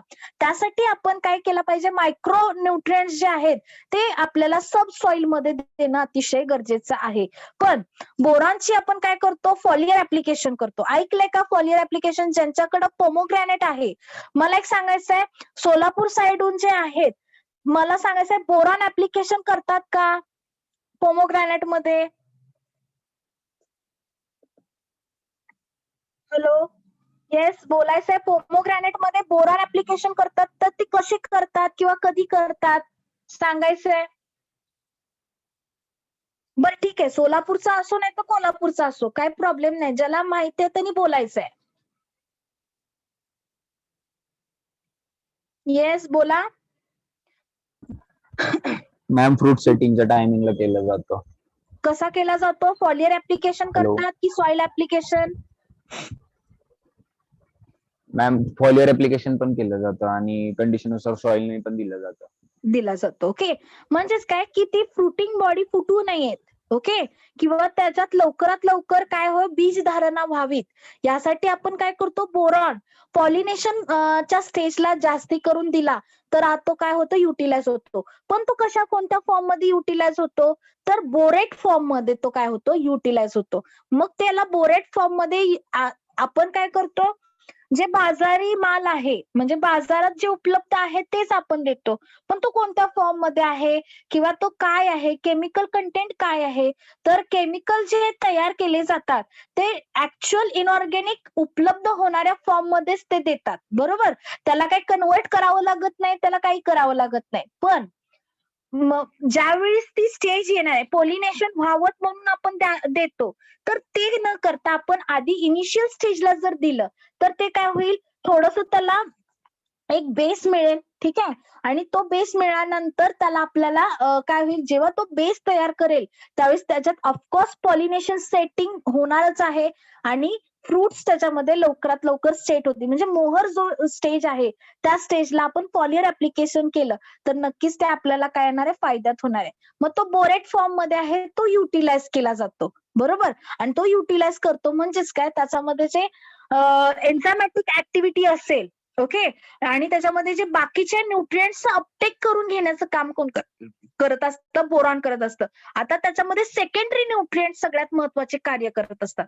सेकंडरी न्यूट्रिएंट्स कोणते, की आता बघा, pectic acid. Okay, cracking of fruits जो तुम्हाला डिसीज आहे तो कशामुळे दिसतो, की त्याच्यामध्ये पेक्टिक कंटेंट असतं. Okay, pectin content. आता पेक्टिन कंटेंट हे फक्त कॅल्शियमचे जे हे आहेत, मॉलिक्युल्स आहेत. ओके, मग पेक्टिन जो आहे तो फक्त कशात होतो, पेरूमध्ये होतो. ओके, मग त्याच्यामध्ये पेक्टिन कंटेंट वाढवलं तर त्याच्यामध्ये फ्रुटिंग बॉडी क्रॅक होत नाहीत. ओके, आणि ते तयार होण्यासाठी एन्झाईम्स लागतात. ओके, मग त्याच्यासाठी कॅल्शियम हा मॉलिक्यूल लागतो. परत हा बोरॉन त्याच्यामध्ये काय करत असतो, वर्कआउट करत असतो आणि त्याच्यामुळे ते काय होतात, त्याच्यामध्ये ते फ्रुटिंग बॉडी किंवा त्याच्यामध्ये जो तेल्या रोग असेल, ओके, बेरीज असतील, आता द्राक्ष बागायतदार आहेत त्यांच्यामध्ये सुद्धा जर बघायला गेलं तर त्याच्यामध्ये सुद्धा मणी धारणा होते. मणी धारणा झाली आणि त्याच्यामध्ये एखादं कंटेंट जर जास्त पीपीएम मध्ये गेलं तर नक्कीच ते काय होतात, बेरीज फुटल्या जातात. ओके, त्याच्यामध्ये आणखीन कुठलं आहे, सगळ्यात महत्वाचं कोकोनट प्लांटेशन मध्ये जर बघायला गेलं तर योग्य वाढ जर झाली नाही तर ते गळून पडतात. तर त्याच्यामध्ये रॅट आणि बाकीचे सुद्धा इन्सेक्ट्स पण त्याच्यामध्ये असू शकतात कारण. पण जर त्या झाडामध्ये कॅल्शियमचं प्रमाण जर व्यवस्थित ओढलं गेलं नाही, ओके, म्हणजेच काय, जे फळांना कडकपणा, टणकपणा देण्याचं काम करत असतं ते जर योग्यरित्या जर त्याला दिलं नाही तर नक्कीच त्याच्यामध्ये आपल्याला काय होतं, प्रोडक्शन मध्ये अफेक्ट होतं आणि क्वालिटी तर अफेक्ट होत असते. जर आपल्याला क्वालिटी मेंटेन करायची असेल तर मायक्रोन्यूट्रिएंट्सचा वापर योग्य वेळीच करणं अतिशय गरजेचं आहे आणि योग्य प्रमाणात. ओके, तर हे महत्वाचं रोल आपल्याला माहिती असणं गरजेचं आहे. आता मला एक सांगा, ज्यांच्या टोमॅटोच्या काहींच्या बागा आहेत, बरोबर, तर टोमॅटो मध्ये कोणता मायक्रोन्यूट्रिएंट्सचा जास्त वापर केला जातो बरं? सांगा बरं, टोमॅटो मध्ये कोणतं मायक्रोन्यूट्रिएंट जास्त प्रमाणात वापरलं जातं? कॉपर वापरला जातो का बोरॉन वापरला जातो का आयर्न बोरॉन. दिला जातो? बोरॉन दिला जातो. का बरं बोरॉन दिला जातो? फ्रूट क्रॅकिंग मुळे मॅम. ओके, आता ह्याच्यामध्ये बॉटनीचा पण पार्ट आहे बरं का. ओपन पॉलिनेशन आणि सेल्फ पॉलिनेशन. ओके, वांग्यामध्ये बघा सेल्फ पॉलिनेटेड क्रॉप आहे, ठीक आहे. सगळे जेव्हा आपण हॉर्टिकल्चरच्या दृष्टिकोने कमर्शियली जर बघायला गेलं तर त्याच्यामध्ये चिली आलं. ओके, म्हणजे ज्याची सेल्फ पॉलिनेशनची जे कमी आहे. ओके, म्हणजे त्याला काय म्हणतो आपण, सेल्फ पॉलिनेशन ज्या क्रॉप मध्ये होतं. ओके, त्या क्रॉप मध्ये फ्रूट सेटिंग एकतर पटकन होत नाही आणि त्याला काय होत नाही, लगेच ते म्हणजे फळधारणा त्याच्यामध्ये इंटेन्सिटी जी आहे, म्हणजे भरपूर फळं धरायला पाहिजेत. ओके, एका रोपासाठी आपल्याला भरपूर फळं धरायला पाहिजेत. त्यासाठी आपण काय करतो, रेट वाढवण्यासाठी आपण काय केलं जातं, फॉलियर ऍप्लिकेशन दिलं जातं. मग ते कुठल्या क्रॉप मध्ये देतो आपण, जे सेल्फ पॉलिनेटेड आहे त्याच्यामध्ये देतो. का तर ऍक्च्युअल सेल्फ पॉलिनेशन जर बघायला गेलं तर ते सेल्फ पॉलिनेशन मध्ये फूल उमळण्याचा वेळ किंवा ती फूल क्लोज करून घेण्याचा वेळ किंवा मेल ग्रेन जे आहे ते पॉलिनेट होण्याचा वेळ ही अतिशय कमी असते, सेन्सिटिव्ह असते. आणि अशा वेळीच त्यांना एन्हान्स करण्यासाठी काय करतो, हॉर्मोन्स आपण त्यांचे एक्साइट करण्यासाठी आपण हे मायक्रोन्यूट्रिएंट्स देत असतो. आता समजून घ्या की मायक्रोन्यूट्रिएंट काय रोल प्ले करतायत. ओके, सगळ्याच क्रॉप मध्ये आपण काय करत नाही, आपण हा युटिलायझेशन करत नाही. ज्यावेळेस तुम्ही एक कमर्शियल दृष्टिकोनाने विचार कराल त्यावेळेस तुम्हाला समजेल की मायक्रोन्यूट्रिएंट्स आपल्याला कधी दिले पाहिजेत. ओके, तसंच निकेलचा आहे, सिलिकॉनचा आहे. ओके, निकेल आणि सिलिकॉन सेकंडरी न्यूट्रिएंट्स कशामध्ये महत्वाचे आहेत, ज्याच्यामध्ये सेकंडरी न्यूट्रिएंट्स काय करतात, स्ट्रेंथनिंगचं काम करतायत. Okay, building body. आपल्या शरीरामध्ये पण बघायचंय की कॅल्शियम कुठं लागतोय, सल्फर कुठं लागतोय. अमोनियाचा सगळा बेस जो आहे किंवा प्रोटीनचा जो सगळा बेस आहे तो सल्फरचा आहे. ओके, म्हणजेच काय, अमोनिया ऍसिड किंवा फॅटी ऍसिड्स जे लागतात शरीरामध्ये त्याच्यासाठी सल्फर हा सगळ्यात महत्वाचा रोल प्ले करत असतो. ठीक आहे, आणि कॅल्शियम जो आहे तो आपल्या हाडांमध्ये व्यवस्थित अब्झॉर्ब करावात त्यासाठी आपण काय करतो, दूध घेतलं जातं. कॅल्शियम मध्ये जे कॅल्शियमचे जे सोर्सेस आहेत, मग त्याच्यामध्ये तुम्ही नॉनव्हेज खाता की नाही नाही माहिती, B12 जे विटॅमिन्स आहेत ते काय करत असतात, हे हॉर्मोन्स बॅलन्स करून कॅल्शियमची ऍब्झॉर्प्शन आपल्या शरीरामध्ये करत असतात. सेम रोल जे आहेत हे मायक्रोन्यूट्रिएंट्स काय करतात, सेकंडरी न्यूट्रिएंट्सना योग्य वेळी त्यांचा युटिलायझेशन करून देण्याचं काम कोण करत असतात, हे सिलिकॉन, त्याच्यानंतर निकेल, त्याच्यानंतर कोण बरं, झिंक, हे प्रॉपरली त्याच्यामध्ये वर्कआउट करतात. बोरॉन हा एक आला. मोलॅब्डेनम सगळ्यात महत्वाचा सुद्धा, मोलॅब्डेनम आता सध्या जर बघायला गेलं तर भाताच्या शेतामध्ये जर बघायला गेलं तर मोलॅब्डेनमचा जास्त वापर केला जातो. का वापर केला जातो तर ते नायट्रोजनचं कन्व्हर्जन. ओके, म्हणजेच काय, एरोबिक आणि एनोरोबिक कंडिशन मध्ये सगळेच मायक्रोब्स काय नसतात, उपलब्ध नसतात. मग त्यांना इनिशिएट करायचं काम कोण करत असतं, मोलॅब्डेनम करत असतं. मोलॅब्डेनमचं सुद्धा फ्रुटिंग बॉडी सेट करण्यामध्ये सुद्धा सगळ्यात महत्वाचे. म्हणजेच काय, लांब लोंब्या पाहिजेत, लांबडा भात पाहिजे, किंवा तो आपला बासमती राईस आहे, बासमती राईस जेव्हा घेतो त्याची क्वालिटी जर मेंटेन करायची असेल तर त्याच्यामध्ये प्रोटीनचं कंटेंट वाढवलं पाहिजे. मग आपण ज्या प्रकारचा जो आपण भात खातो, ओके, आपण नॉर्मली जो पॉलिश केलेला भात खातो, बरोबर, ह्या भातामध्ये आणि बासमतीच्या राईस मध्ये फरक आहे.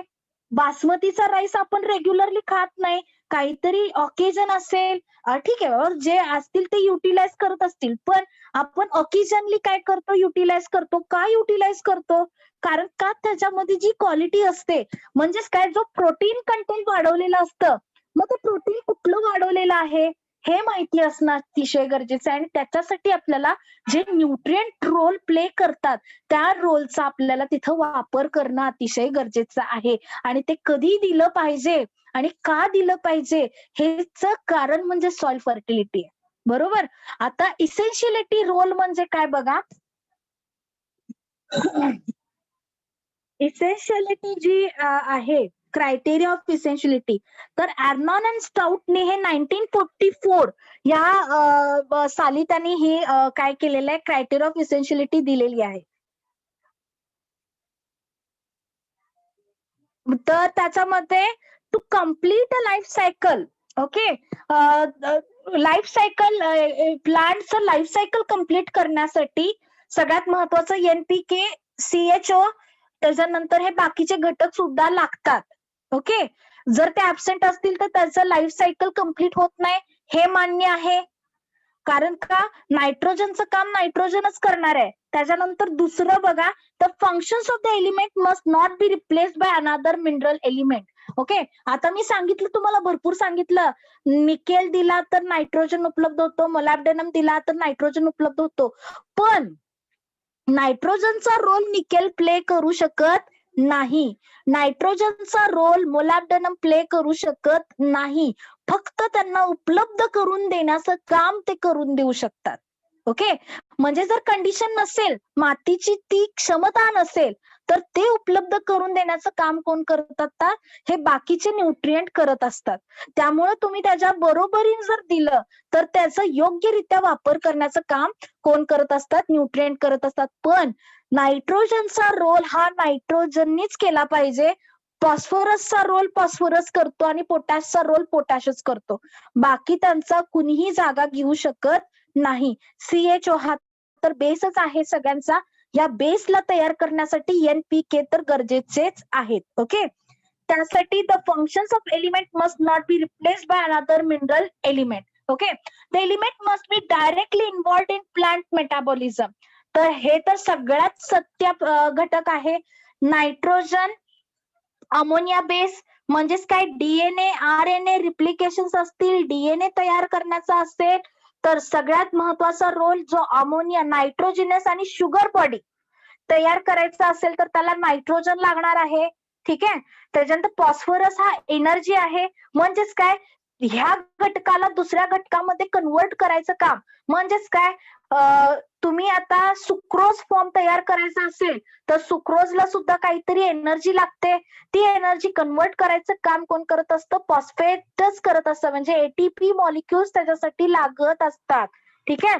मग त्याच्यामध्ये सल्फर हा जो आहे, सल्फर काय करणार आहे, तो सोर्स उपलब्ध करून देणार आहे, पण फॉस्फरसचा रोल हा फॉस्फरसच करणार आहे. ठीक आहे. म्हणजेच काय, एलिमेंट्स हे जे आहेत ते डायरेक्टली मेटाबॉलिझम ऍक्टिव्हिटीज मध्ये काय करत असतात, आपला भाग घेत असतात. ठीक आहे. आता तुम्ही काय करायचंय, नायट्रोजन, फॉस्फरस, पोटॅश यांचे सगळ्यांचे रोल माहिती आहेत. आता मला नेक्स्ट लेक्चर मध्ये तुम्ही एक सांगायचं आहे, निकेल, सिलिकॉन. ओके, लिहून घ्या, निकेल, सिलिकॉन, त्याच्यानंतर मोलॅब्डेनम, झिंक, कॉपर, हे जे घटक आहेत ह्यांचं रोल मला काय करायचंय, सांगायचं आहे, ते डिस्कस करायचंय. आता बऱ्यापैकी मी डिस्कस केलेलं आहे, क्रॉप नुसार मी डिस्कस केलेलं आहे. प्रत्येक क्रॉपला काय दिला पाहिजे, कोणता न्यूट्रिएंट दिला पाहिजे, हेही तुम्ही सांगा. आता द्राक्ष जेव्हा बाग धरतो त्या बागेमध्ये आपण सगळ्यात महत्वाचं काय देतो बरं, कुठलं न्यूट्रिएंट, मायक्रो न्यूट्रिएंट देतो, किंवा जे बेरीज आहेत त्यांची वाढ व्हावीत, मग आपण त्याच्यासाठी काय देतो बरं. येस, बोलायचंय.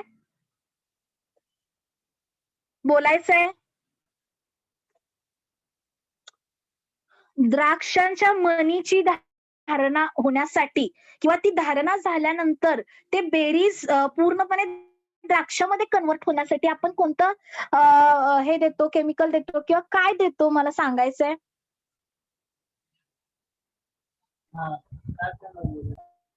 काय, हॅलो, बोलायचंय, मला आवाज नाही आला. 112लाच माहिती आहे असं काय नाही, बाकीचे कोणाला जर माहित असेल तर त्यांनी सुद्धा सांगायचंय. मणी धारण्यासाठी किंवा मणी मोठे होण्यासाठी कोणतं हार्मोन दिलं जातंय का न्यूट्रिएंट दिलं जातंय? Gibberellic acid 3 ma'am, GA3. Gibberellic acid 3. Gibberellic ऍसिडचं कंटेंट काय आहे सांगू शकताय?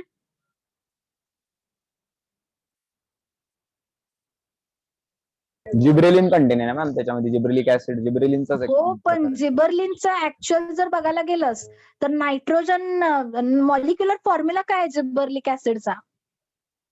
आता सगळ्यात महत्वाचं एक लक्षात घ्या, जिबर्लिक ऍसिड आहे बरोबर, ऍसिड कंटेंट आहे म्हटल्यानंतर त्याच्यामध्ये फॅटी ऍसिड आले बरोबर, प्रोटीन कंटेंट आलं, म्हणजेच काय त्याच्यात बेस कोणता आला? नायट्रोजन आला, त्याच्यानंतर कार्बन हायड्रोजनचं कंटेंट आलं, त्याच्यानंतर अमिनो ऍसिड आले, म्हणजेच काय अमिनो ऍसिड आलं म्हटल्यानंतर सल्फर आलं बरोबर.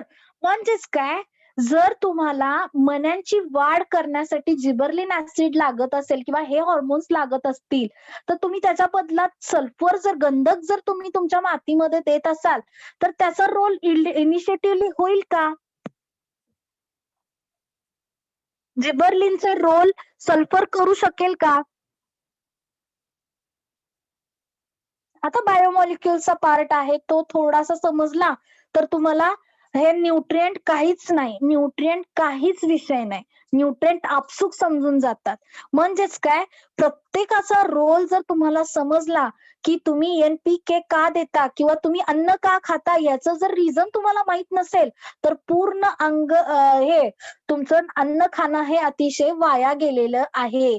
तुम्ही चपाती का खाता किंवा चपातीला तेल लावलेलं असतं ते चांगलं आहे का, किंवा ते जे भात खाता तो कुठला प्रकारचा भात खाताय, पॉलिश केलेली डाळी वापरताय का तुम्ही विदाउट पॉलिश केलेल्या डाळी वापरताय? म्हणजेच काय, आत्ताचा जो तुमचा स्टडीचा पॉइंट ऑफ व्ह्यू आहे ते अपटेक वरती असावा, हेच दृष्टिकोन आत्ताच्या घडीला महत्वाचा रोल आहे. म्हणजेच काय, नुसतंच तुम्ही प्रोडक्टिव्हिटी घेऊन उपयोगाचं नाही तर त्याच्यामध्ये क्वालिटी असणं अतिशय गरजेचं आहे आणि त्याच्यामध्ये तुम्ही जे खाद घालता त्या खादेनुसार तुम्हाला त्याचं रिझल्ट दिले जातात.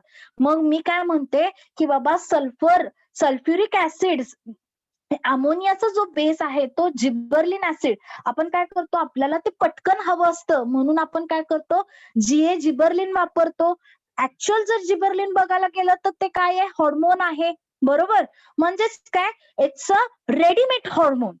ओके, पण झाडावरती पिकलेली केळी चांगली लागतात, पिकवलेली केळी जितकं चांगली लागत नाहीत.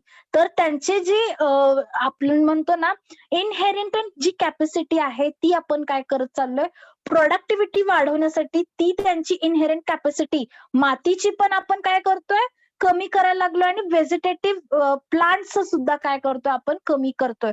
तर हे थांबवण्यासाठी आपल्याला लक्षात आलं पाहिजे की कधी काय दिलं पाहिजे. थोडस तुम्हाला आता त्रास होईल पण तुम्हाला जर लॉंग लास्टिंग जर पाहिजे असेल, ऑर्गॅनिक शेतीमध्ये आपण वळायला लागलोय. ऑर्गॅनिक शेती काय तुम्हाला लगेच उत्पन्न देत नाही, त्याला तुम्हाला 2 ते 3 वर्ष तुम्हाला सेट होण्यासाठी जातात. मग त्याच्यामध्ये तुम्ही जिबर्लिन ऍसिड देऊन उपयोगाचं नाही. तुम्हाला ते काय दिलं पाहिजे, मातीच्या द्वारे ऑर्गॅनिकली देणं गरजेचं आहे. तर ऑर्गॅनिक फार्मिंग हा सगळ्यात तुम्ही म्हणत असाल की खूप सोपं कॉन्सेप्ट आहे, तर सोपं कॉन्सेप्ट नाही बाळांनो. तुम्हाला ते ऑर्गॅनिकली ग्रो करण्यासाठी पर्टिक्युलर क्रॉपच त्याच्यामध्ये ग्रो होऊ शकतं. तुम्ही ऑर्गॅनिक द्राक्ष ग्रो करायला गेलात तर ते होणार नाही, ऑर्गॅनिक ऊस जर घ्यायला गेला तर ते होणार नाही. तर त्याच्यासाठी आपल्याला तो कस आणावा लागणार आहे, मातीचा कस आधी आणणं गरजेचं आहे आणि नंतर मग तुम्हाला ते त्याच्यामध्ये घेऊ शकताय. ठीक आहे, आजचं जर बघायला गेलं तर खूप महत्वाच्या मुद्द्यांवरती मी बोललेली आहे. तुम्हाला जर ह्याच्या व्यतिरिक्त काय माहित असेल किंवा विचारायचं असेल तर तुम्ही आता विचारू शकता, otherwise I will stop my lecture. बोलायचंय, सरांनी लिंक पाठवून ठेवलेली आहे. बोलायचंय कोणाला काय ह्याच्या व्यतिरिक्त बोलायचं आहे तर विचारू शकताय, बोलू शकताय. बाबा इतर न्यूट्रिएंटचं तुम्हाला काय माहिती असेल तर तुम्ही तेही विचारू शकताय. बरं ठीक आहे, निकेल का वापरता हेही विचारू शकताय, बोलायचंय. Otherwise I will stop our lecture. कोणाला काही प्रश्नच नाही पडलेले याचा अर्थ तुम्ही फक्त घरात बसताय. तुम्ही फक्त घरात बसलेला आहेत. सध्या तुम्ही शेतामध्ये पण जाऊ शकत नाही. असं तर नाही की तुमच्या घराच्या अवतीभोवती जर शेत असेल तर तुम्ही तिथं सुद्धा जाऊ शकत नाहीत. बोलायचंय, कोणाला काय विचारायचं असेल विचारू शकताय. कोणाला काही जर माहित असेल तेही तुम्ही शेअर करू शकताय. किंवा मी आज जे तुम्हाला सांगितलेलं आहे की पर्टिक्युलर न्यूट्रिएंट काय रोल प्ले करतं आणि काय त्याच्यामध्ये आलं पाहिजे, हे फार महत्वाचं आहे. आता तुम्हाला ऑब्जेक्टिव्ह ओरिएंटेड क्वेश्चन्स आहेत. सो न्यूट्रिएंटचा पर्टिक्युलर रोल साठी मी काय करते, एक PDF फाईल आहे माझ्याकडे, ती मी तुम्हाला सेंड करणार आहे आणि त्यातलेच रोल तुम्ही काय करायचे, वाचायचे आहेत. ठीक आहे. सो लवकरात लवकर, जितक्या लवकर तुम्ही ग्रुप कराल तितक्या लवकरच ते शेअर केलं जाईल. अदरवाईज तुम्ही तसेच राहाल. बोलायचं याच्या व्यतिरिक्त कोणाला काही जनरल नॉलेज असेल, जे शेती करतं त्यालाच समजतं की बाबा आपण आता काय केलं पाहिजे आणि काय नाही. जे तुम्ही घरात बसून गोळे मारायला गेला तर तुम्हाला ते काहीच समजणार नाही आणि त्याचा आपण किती घसा फोडून जरी तुम्ही सांगितलं की हे करू नकोस बाबा, तर ते तुम्हाला सांगता येणार नाही, तुम्हाला सिद्ध करता येणार नाही. त्यामुळं थोडंसं प्रॅक्टिकल नॉलेज कडे लक्ष द्या. तुम्ही थोडंसं बघा. औषधं जेव्हा तुम्ही घेत असता दुकानातून तर त्याचं काय कंटेंट आहे हेही बघणं गरजेचं आहे. जिबरलिन ऍसिड देतोय म्हणजे नेमकं काय देतोय, तुम्ही न्यूट्रिएंट देताय का हार्मोन देताय हे माहिती असणं गरजेचं आहे. तुम्ही सांगाल जिबरलिन ऍसिड दे बाबा, त्याला काय माहित असतं ते न्यूट्रिएंट आहे का हार्मोन आहे, हे तुम्हाला माहिती असणं गरजेचं आहे. ठीक आहे. सो बोलायचंय, कोणाला काही ह्याच्या व्यतिरिक्त विचारायचं असेल तर विचारू शकताय. Can I stop here? Can I stop here? अरे थांबू का नको हे तरी सांगा. Okay ma'am. समजलाय topic? Is this area was very effective? तुम्हाला ह्याच्यातून नॉलेज भेटलंय की नाही, का डोक्यावरून गेलं? टेन्शन घेऊ नका. पर्टिक्युलर नाही सांगितलेलं मी तुम्हाला, नायट्रोजन काय करतो, हे काय करतो, हे तुम्हाला ऑलरेडी काय दिलंय, पुस्तकात दिलेलं आहे. ते तुम्ही व्यवस्थित वाचायचंय. फक्त महत्वाचं जे आहे ते मी फक्त तुम्हाला तुमच्याशी काय केलेलं आहे, डिस्कस केलेलं आहे. ठीक आहे. मग कुठले कुठले न्यूट्रिएंट्स मी डिस्कस केले याच्यावरतीच तुम्हाला प्रश्न पडणार, एवढं लक्षात ठेवा. ठीक आहे. मी फापट पसारा जास्त सांगत बसत नाही. जे महत्वाचं आहे आणि सध्याच्या घडीला जे वापरणार आहे तेवढंच मी तुम्हाला सांगितलेलं आहे. आता तुम्ही कितपत ते डोक्यात घेतलं हेच तुम्हाला फायद्यात राहणार आहे. ठीक आहे. Thank you class.